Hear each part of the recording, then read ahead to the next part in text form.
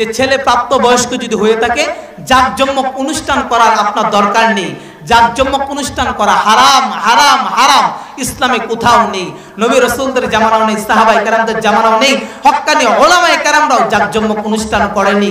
বিধায় আমি আপনাদেরকে বলি, বিবাহকে কঠিন করবেন না, এটাকে একটা সহজ বিষয় মনে করে। ছেলেরা যদি প্রাপ্ত বয়স্ক হয়, পৃথিবী তার ঈমান রক্ষার্থে আপনি পিতামাতা মুক্তি পাওয়া ইচ্ছাতে আপনি আপনার ছেলেকে প্রাপ্ত বয়স্ক হওয়ার সাথে সাথে বিবাহ বন্ধনে আবদ্ধ করুন। এতে আপনারও লাভ, এই জাতিরও লাভ, এই উম্মতেরও লাভ। আল্লাহ খুশি, রাসূল খুশি, মৃত্যুর সাথে সাথে আপনার জন্য জান্নাত অবধারিত, জাহান্নাম হারাম থাকবে, আর ছেলের উপর থেকে আপনার দায়িত্ব অর্পিত হয়ে যাবে। আল্লাহ তাআলা বলতেছেন, ওয়া আনকিহুল আয়ামা মিনকুম ওয়াস-সালিহিনা মিন ইবাদিকুম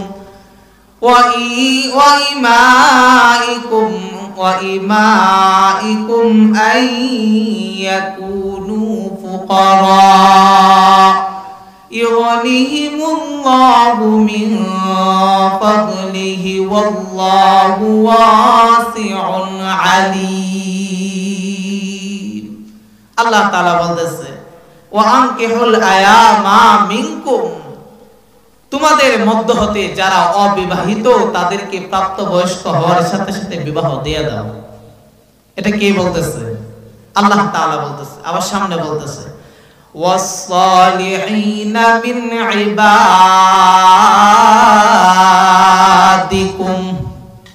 এটা আমাদের এই জামানার জন্য নয়, আল্লাহর রাসূলের জামানায়, যখন আল্লাহর রাসূলের জামানায় তারা দাস দাসী রাখা হতো, শুনছেন তো কথা, তাদের রাসূল সাল্লাল্লাহু আলাইহি সাল্লামের জামানায় যারা বড়ত্ব পরিবার, বড়লোক পরিবারের আছে, তারা তাদের কাজ কাজে করার জন্য, কাপড় চোপড় ধোয়ার জন্য, হাড়ি পাতিল মাঝার জন্য, এগুলোর জন্য চাকর চাকরানি রাখা হতো। শুনছেন তো আপনারা?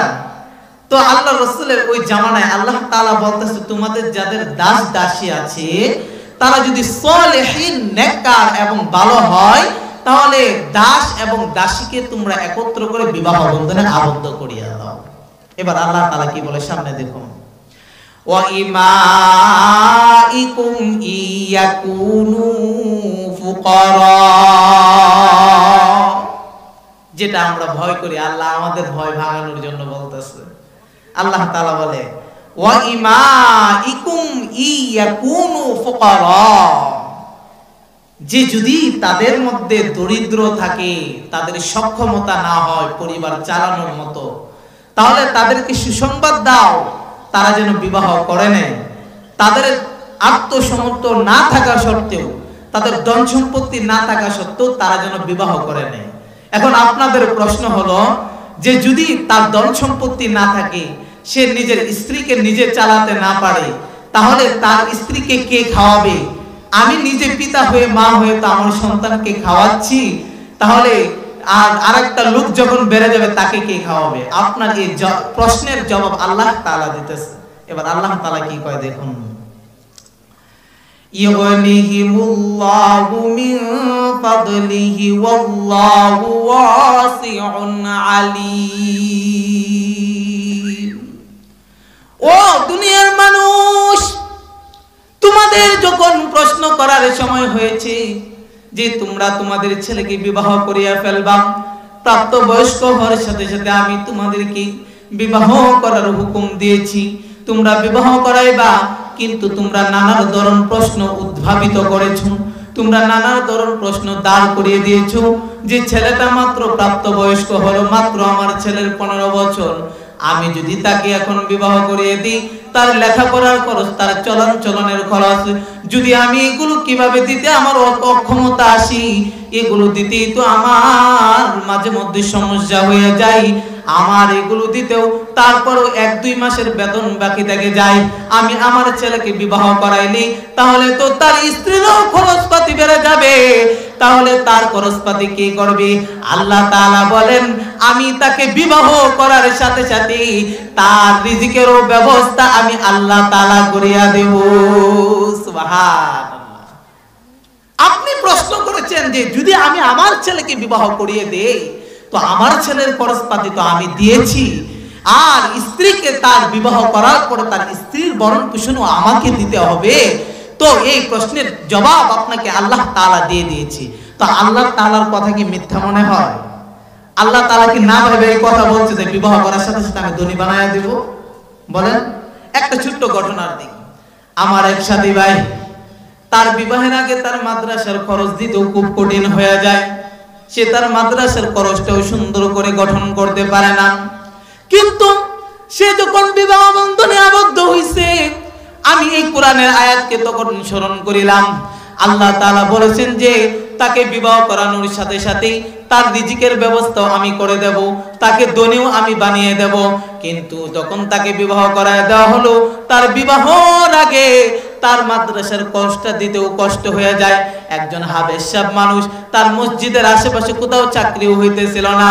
যেদিন বিবাহ হয়েছে তারপরের দিন সংবাদ এসেছে, শুধু মুয়াজ্জিন নয়, ছেলেটা ভালো আলোচকও ছিল। ওই মসজিদের ইমাম, খতিব, মুয়াজ্জিন সহ তাকে সেখানে নির্ধারণ করেছে। সুবহানাল্লাহ। আগে দেখুন বিবাহের পূর্বে তার যে একটা মাদ্রাসার বাহ্যিক খরচ, তার যে একটা মাদ্রাসার বাহ্যিক খরচ, সেটা দিতেও তার কষ্ট হয়ে যায়। আর যখন তাকে বিবাহ করে দেওয়া হলো, তখন সাথে সাথে তার মসজিদের ব্যবস্থা হয়ে গিয়েছে। তখন ওখান থেকে তার বেতন ভাতা পায় আর তার পরিবার সহ সে চালাইতে সক্ষম হয়ে গেছে।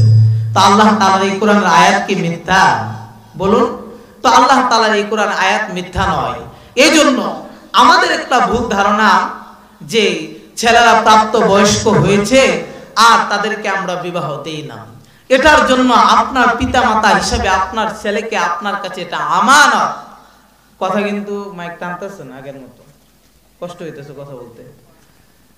তো আপনার কাছে আপনার সন্তান আমানত। আপনার এই আমানতদারিকে সুন্দর করে হাসিল করতে হবে। যদি আপনি আমানতদারির হেফাজত না করেন, আপনার মৃত্যু বরণ করার সাথে সাথে যখন মুনকার নাকির আপনাকে সওয়াল করিবে, আর যখন আপনি কিয়ামতের ময়দানে দাঁড় হবেন, তখন আপনাকে কঠিন দরায় ধরা দিতে হবে।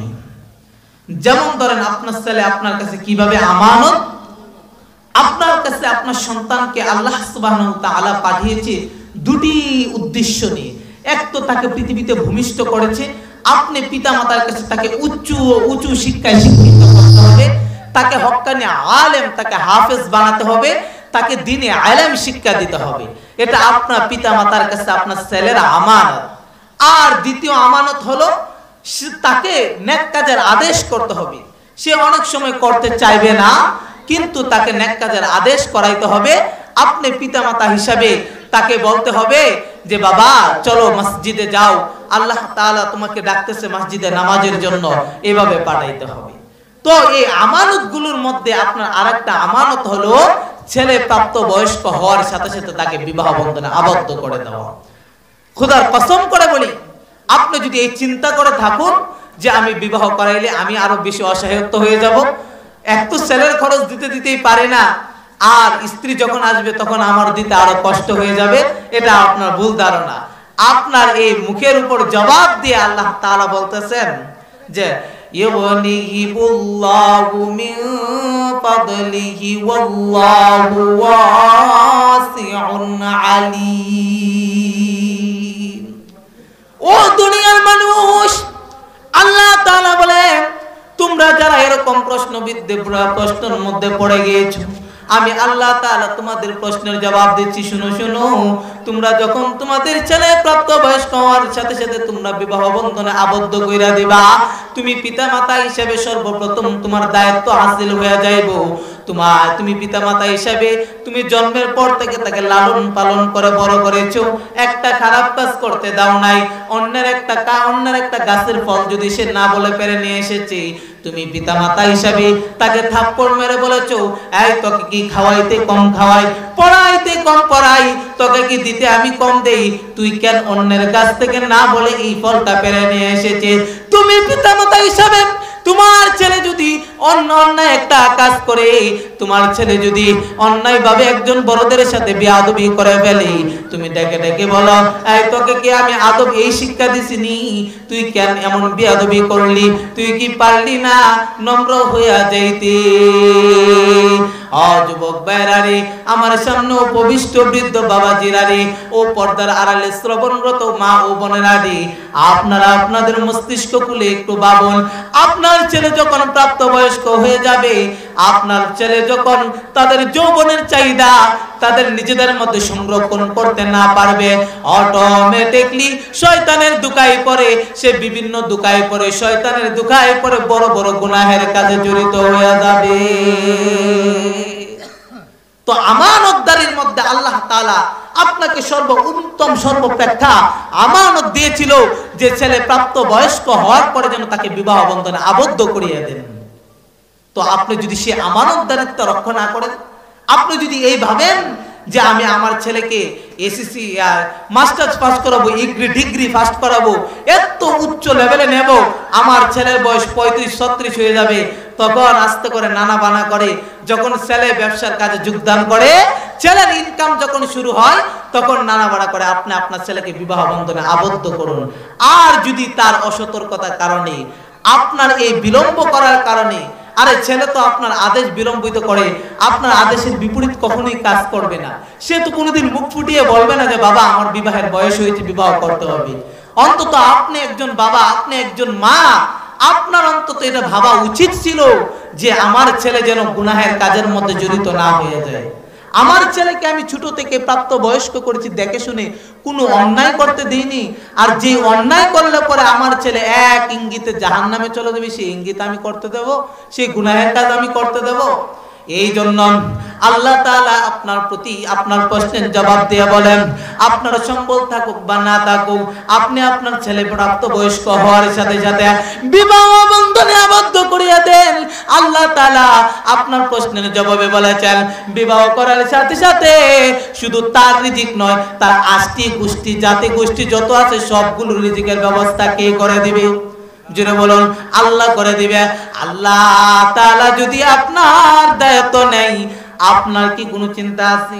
বলুন, চলাফেরাতে, খাওয়া দাওয়াতে আল্লাহ তাআলা যদি সকালে সূর্য ওঠার আগে আপনার রিজিক লিখে দেয় যে সকাল 8 ঘটিকায় আপনি কি নাস্তা করিবেন, সকাল 8 ঘটিকায় আপনি কি খাইবেন, আপনার যদি জোর আসার আগে, দুপুর লাঞ্চ সময় হওয়ার আগে আল্লাহ যদি আপনার তাকদিরে লিখে রাখে যে দুপুরের খাবার আপনি কি দিয়া খাবেন, কি গঠন করে আপনি খাবেন, কোথায় থেকে শাকসবজি আনবেন, হ্যাঁ বন্ধু, আপনার রাত্রের খাবারের ব্যবস্থা যদি আল্লাহ করে দেয়, আর রিজিকের সামান্য ব্যবস্থা, এমনিতেই তো 3-4 জনের খাবার মিনিমাম আপনার ঘরে নষ্ট হয়।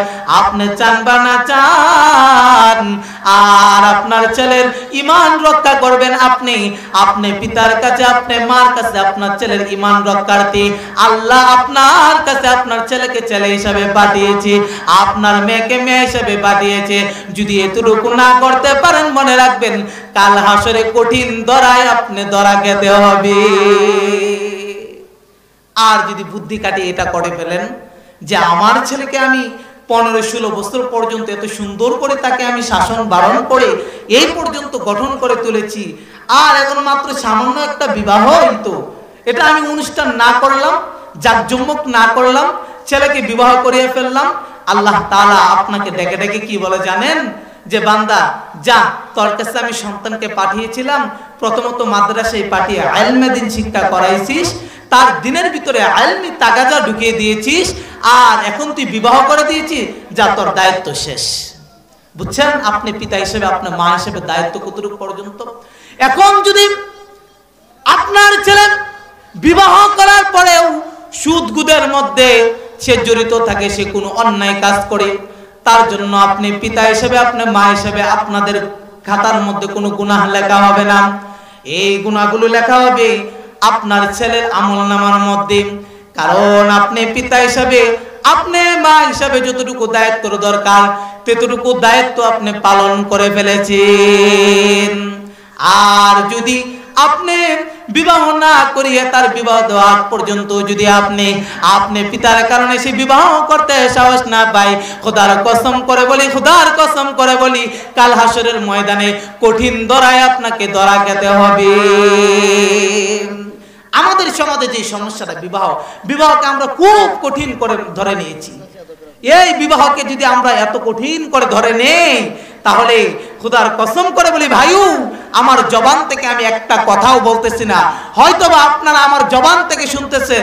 এই যে কোরআনের আয়াত আমি খাতার মধ্যে লিখে নিয়ে এসেছি, এই কোরআনের আয়াতের মধ্যে আপনারা ছেলেরা যদি মাদ্রাসায় পড়ুয়া থাকে, যদি মাদ্রাসায় পড়ে, আপনাদের ছেলেদেরকে জিগাইবেন যখন আলেম শেষ পর্যায়ে।